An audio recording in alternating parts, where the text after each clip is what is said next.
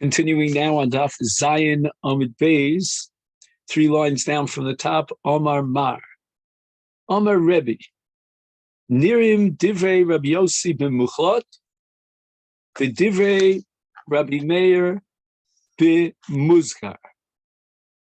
So the brisa that we had, we'll call it number 1, has Rebbe understanding in the following way. We can accept Rabbi Yossi and allow for the Kohen, we can accept for Rabbi Yossi, who would not allow for the Kohen to do the B'dika when the Mitzorah is afflicted with what looks like Tzoras, in the case of a Muchlat, which means that what's going to happen here at this point, if he's a Muchlat, then the best you could hope for is that the Kohen will declare him tar. But if, on the other hand, he might declare him tameh. And we said that according to Rabbi Yossi, the Kohen can't decide, well, after I check out the Tzoras, I'm going to decide whether or not to declare him tar or just to be quiet and be passive. B'divrei Rabbi Meir ben Muzgar. But Rebbe, according to this first brisa, accepts the sheet of Rabbi Meir L'Kula, allowing the Kohen to check out the Neged Tzoras in a case of a Muzgar. Because Muzgar is an earlier stage. Now let's just understand the difference here between the Muchlat and the Muzgar. In the case of a Muzgar, right, he's in quarantine. He's allowed to live in the Yishuv of Eretz Yisrael, in the walled cities of Eretz Yisrael. Once he's confirmed, and that makes him into a Muchlat, then he has to go Chutz L'Machna. He's not allowed to enter to Machna Yisrael. There are other dinim that apply to a Muchlat. For example, he's got to wear rent clothes, and he has to yell out Tameh Tameh. He has to let his hair grow. And as we said at the outset, he is banished from Machna Yisrael. So that's the case of a Muchlat. Now we have the case of the Muzgar, who's allowed to remain within the camp. And according to this brisa, Rebbe is telling us that in the case of a Muzgar, we can allow the Kohen to check out the Nega because he may declare him tar, and otherwise it's more or less the same status that he's in now. He remains a Muzgar. In the case of a Muchlat, however, what happens is that as a result of the fact that he's a Muchlat, I just shut this off, sorry.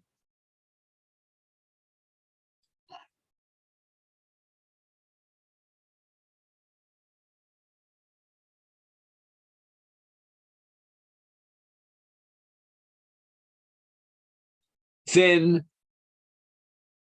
we cannot allow the Kohen to make this re'iyah, to make this examination. Why? Because he might confirm him as a Mitzorah.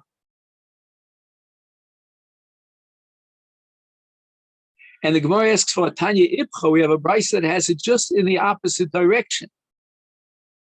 And Rebbe accepts Rabbi Meir dafka in the case of a Muchlat, and Rabbi Yossi in the case of a Muzgar. Everything in the opposite direction. And now the Gemara is going to try to analyze these two versions of Rebbe and understand the compelling logic of each version of Rebbe. So again, according to the second brisa, Rebbe allows, like Rabbi Meir, the examination of a mitzorah in the case of a muchlat.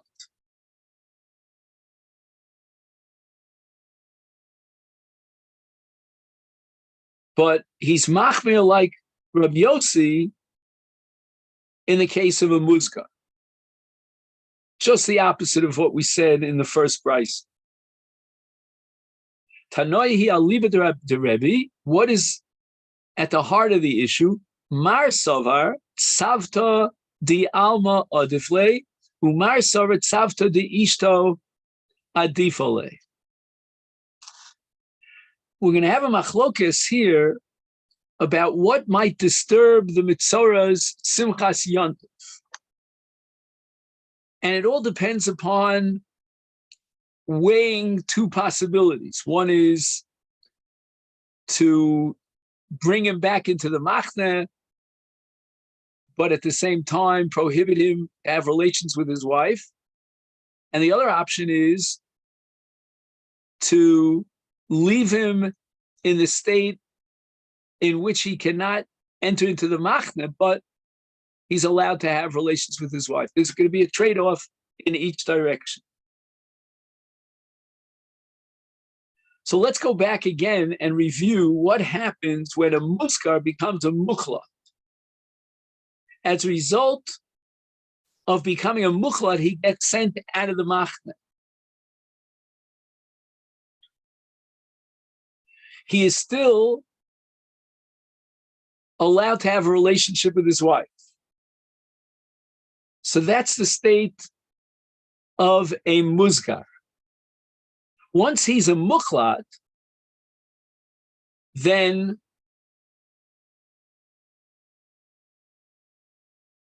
if the Kohen determines that he's healed, he's allowed to re-enter to the machne, but paradoxically, he is enjoying from having relationships with his wife. Because now he goes through a period of 7 days of Tara, and during those 7 days of Tara, although he's allowed to re-enter into the machne, he's not allowed to have relations with his wife. The Gemara is going to derive this from Psukim.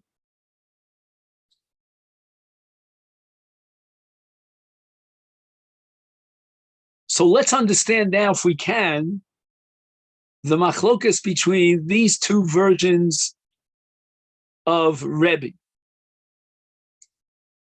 Again, we're talking about the Kohen examining a mitzorah musgar to determine whether or not he should become a mukhlat or he's tar, and he could be released totally. In the case of a mukhlat, we want to determine whether or not he could enter into the period of purification of Tara, in which for 7 days he prepares himself for Tara, but he's enjoined from having relations with his wife. So now let's go through the two brises. According to brisa number 1, Rebbe allows the Kohen to do a re'iyah, a bedika, in the case of a muzgar. Now again, it might lead up to the possibility that he become a mukhlat and then he has to get out of the machne.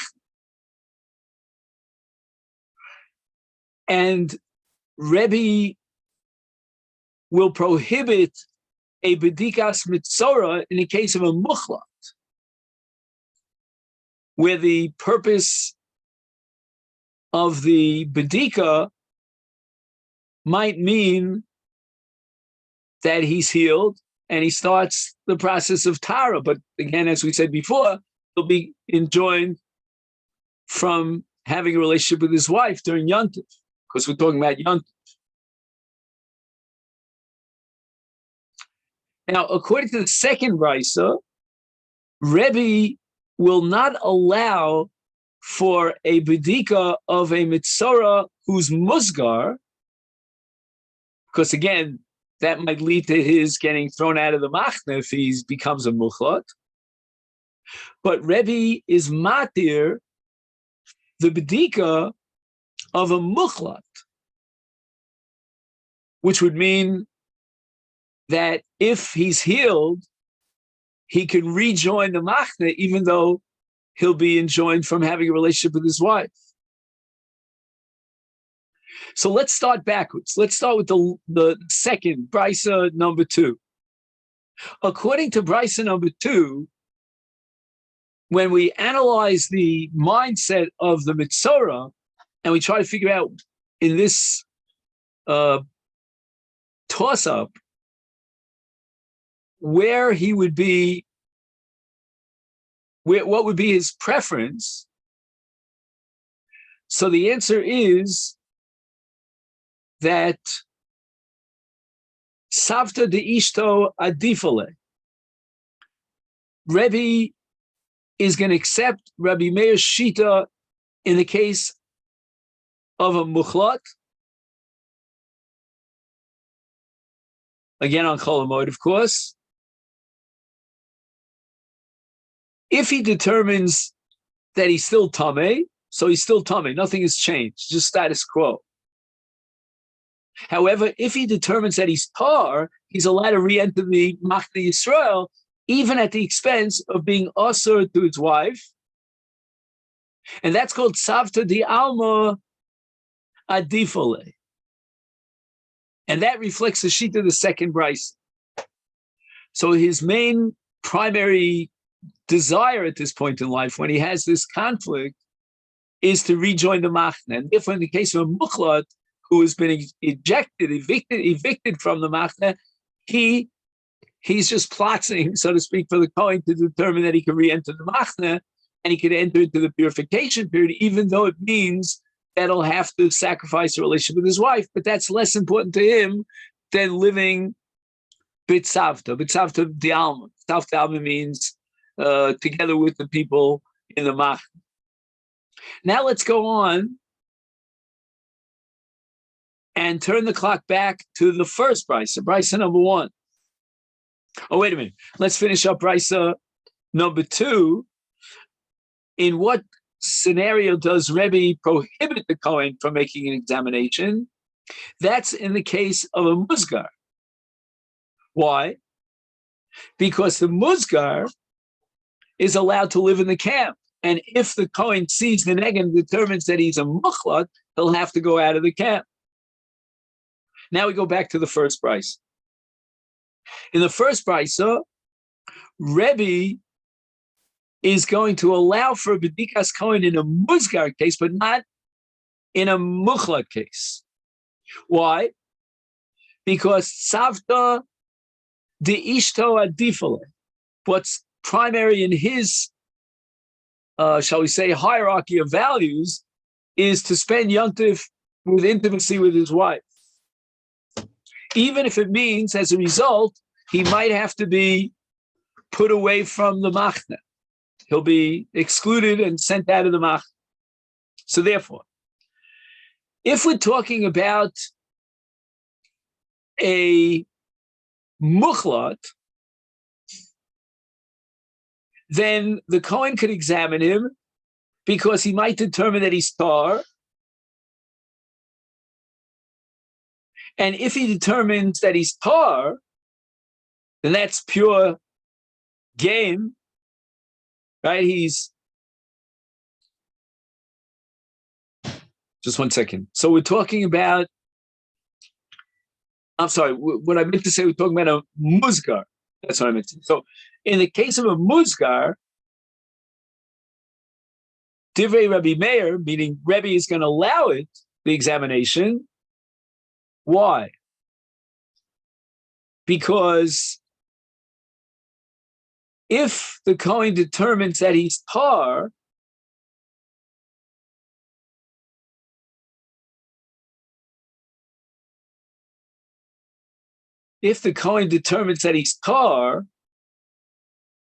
and he was only a muzgar, then he doesn't even need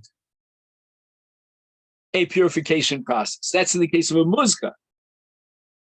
On the other hand, if let's say he's a mukhlat, then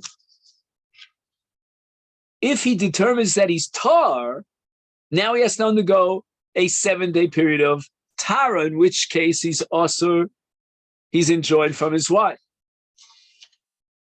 Even though paradoxically he can now re-enter the machne, but we're holding now that savta de ishto ad default.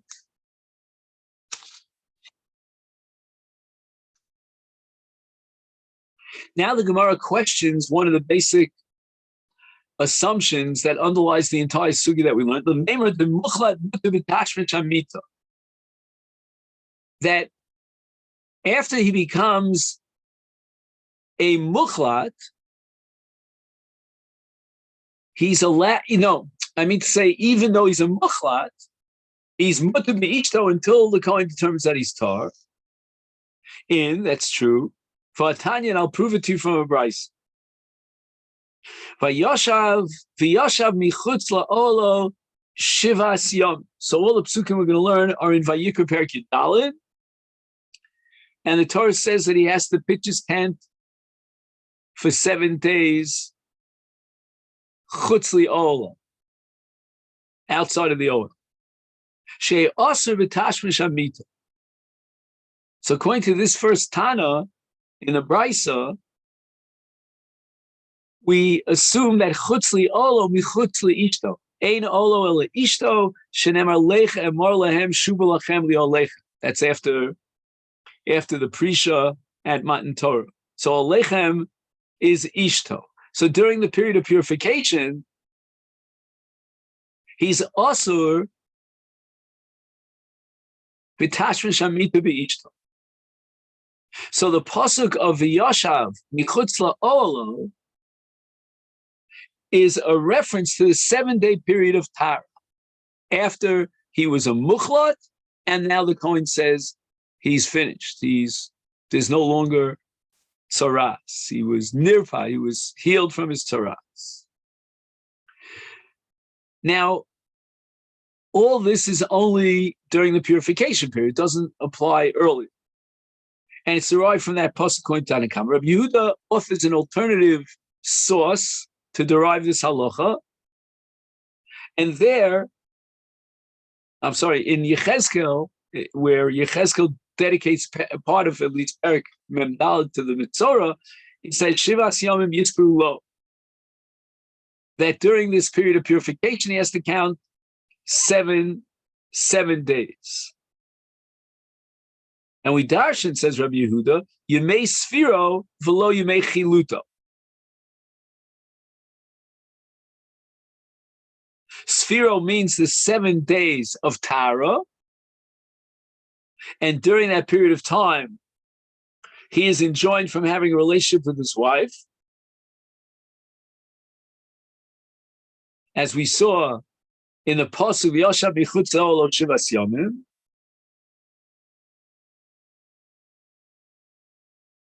And during these Yemei Sphira, he's asur. However, while he's a mukhlat, he's mutter. And that's derived from this mute. Shivas yomim yispru lo, yemei sfiro, v'lo yemei chiluto.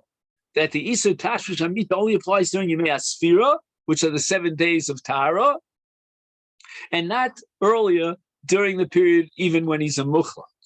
Rabbi Yossi, Rabbi Yehuda Omer, Shivas Yemei Sfiro, Kal v'chomer liyemei chiluto.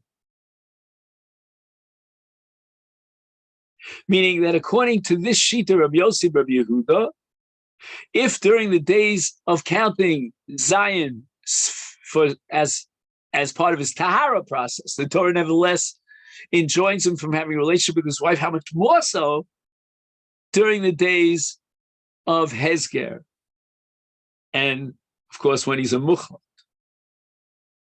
So we have in our machlokas tanoim whether or not a mitzorah mukhlat is allowed to have relations with his wife.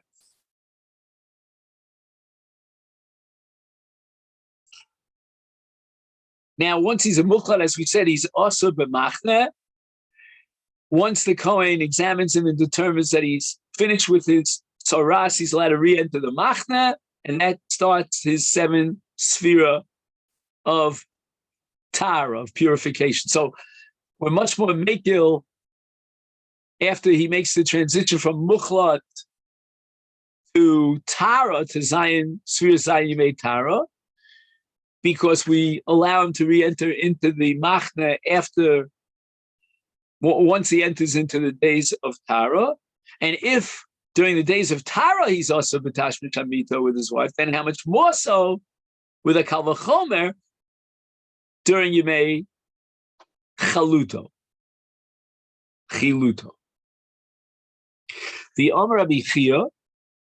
Now we have to know, what is Rebbe's opinion. So Rabbi Chia says, Danti lifnei Rebbe, I said to Rebbe, Limadetanu Rabbeinu, Rebbe, you taught us that Yosam lo hayalo luziyahu ela bimei chiluto. When was Yosam, the son of Uziyahu, conceived? And it was during the days of Chaluto, of Chiluto. Now, if it's during the days of Chiluto, it means that there's no Isa Tashra Mita during the days of Chiluto. Omalo af ani kach amarti. And Rebbe confirms that indeed that's what he taught. So it's interesting. And this is the paradox that we saw in the Tanakama, Rabbi Yehuda Vabraisa, against Rabbi Yosef Rabbi Yehuda, that after during Yemei Chiluto, he's mutar b'tashmish hamita with his wife, but it becomes also when he enters into the next stage, which is Yemei Tara.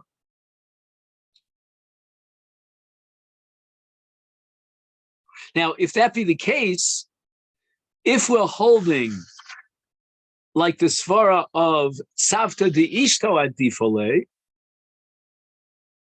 and he prefers having that intimacy with his wife during Yom Tov, even if it means he cannot enter to the Machna, we now understand that Brisa, that Rebbe forbids the examination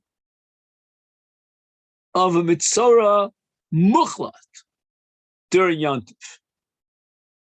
Because if he's a Mitzorah Mukhlat, and the Kohen sees him and determines that he enters into Tara period, he's going to lose his relationship with his wife, so to speak.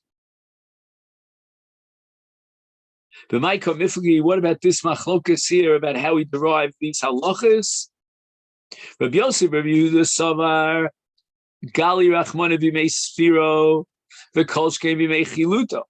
Once the Torah has taught us that during the days of purification, he counts 7 days, and he's also with Hashamita, how much more so during the previous period of time of Yemei Chiluto, where we said he's Chutz L'Machna, now he's Umar Sovar.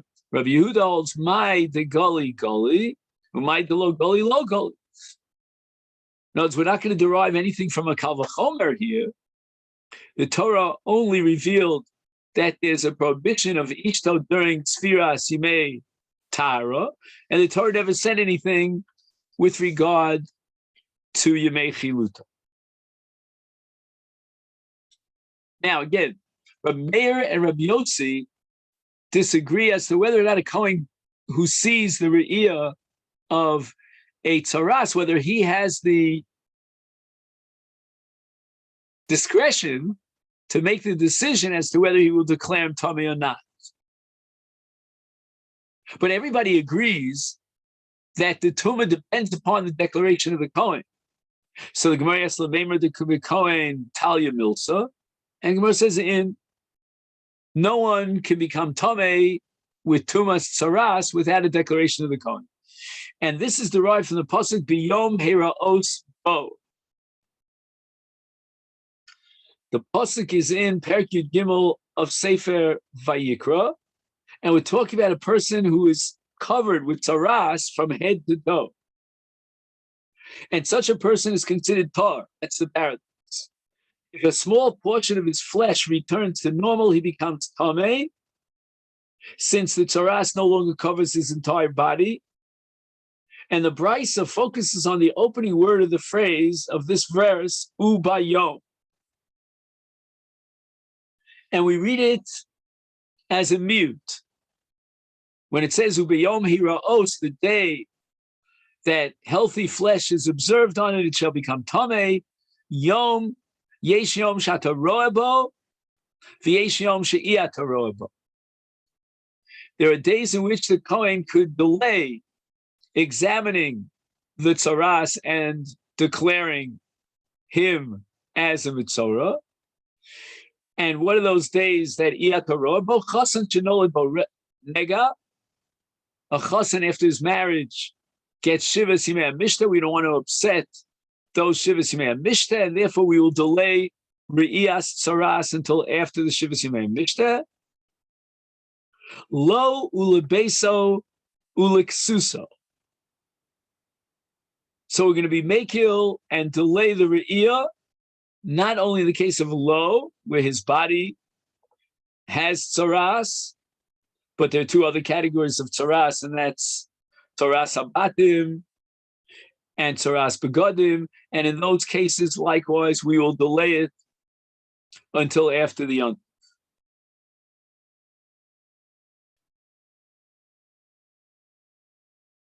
So the examination of the Kohen is postponed until after, let's say, in the case of a chassan, it's 7 days of celebration. V'chein beregel. And that's exactly what we do with regard to Yontif. Nosen lo shivas yimei regel. We will not examine the tzaras until after the 7 days of the regel. Divrei Rabbi Yehuda. And Rebbe says, I don't need that drasha ubayom. Harehu omer v'tziva kohen ufinu es habayis. With regard to tzuma, to nigei batim, the Torah says that the Kohen notifies the people, first clear out all the kalim from the house. Because once I declare that the house is tameh, then all the kalim inside the house will become tameh. But we see that he's delaying the process of declaring it tameh for the sake of saving the kalim from becoming tameh. The imam tinin lo, if we allow delaying the examination of the Kohen and his declaration of Tumah, L'dvar Rishus, meaning for hefsed mammon of the Kalim, is kolshkin L'dvar Mitzvah, how much more so during the Chasan's Shivas Yimei Mishta, which is a mitzvah, or during Yantif, which of course is Samachta B'chagecha, and we can delay the inspection, the examination of the Kohen of the Tzaras. My Beinayu, is there a practical difference here between the original drasha of Ubayom and the derivation of Rabbi Yehuda? Rabbi Mashmos Darshanim Beinayu. They're only arguing about how to interpret the psukim in the Torah, but there's no nafkamina in the substance of the halach. But Rava Amar, Rava disagrees. Dvar Rishusi Kebenai. What is Rava's position? Are you allowed to delay the B'dikas Kohen for the sake of a Dvar Rishus? Rebbe says it's permitted. And Rebbe has an analogy, an equation between Tzaras HaGuf and Tzaras HaBayis.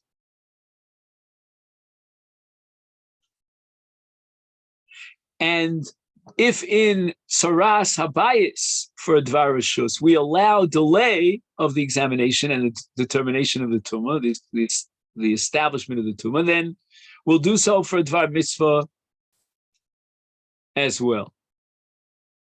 However, Rabbi Yehuda says that for the sake of a Dvar Rishus, we do not allow delaying the examination of the Kohen.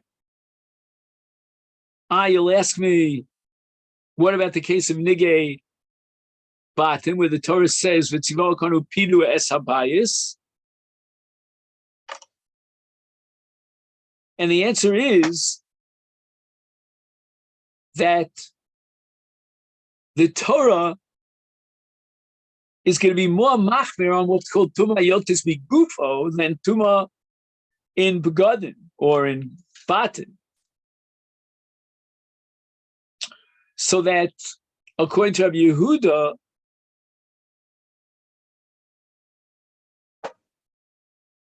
we will only allow, based on the drasha of Ubayom, postponing the examination of the Kohen for a Dvar mitzvah, but not for a Dvar Rishus.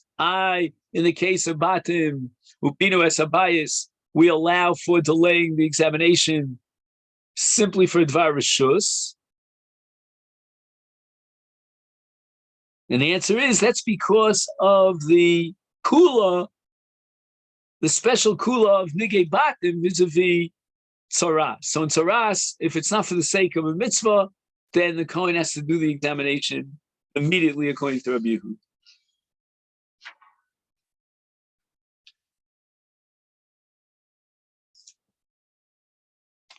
And now we look on the top of Daf Ches Amud Aleph. Do ha'etzim va'avonim bi'alma lo mitamu v'hacham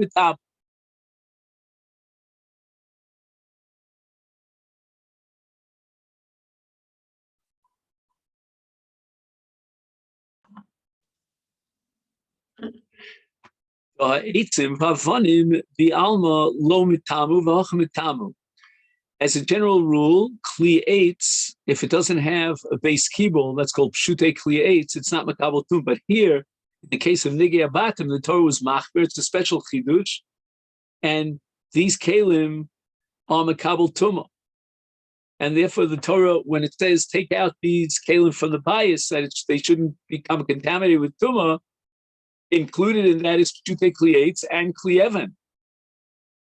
So once there's a Chidush here, in a halach that doesn't apply in general in Tumah, therefore we cannot derive from that, according to Rabbi Yehuda, any conclusions about Nigei Adam or Nigei Begadim, for that matter, that we should delay the Re'iyas, the B'dikas Kohen for the sake of a Davar Rishus. Now, one question that I have here on this sugya is, if the Gemara wants to explain, according to Rabbi Yehuda, justify why Mehasam from Nigei Batim Lo Gamrina, why didn't the Gemara just say, because you want to derive Mitzora, which is Tuma Yotzes Migufo, and maybe the Torah would be more Machbir in Tuma Yotzes Migufo in the case of Dvar Rishus.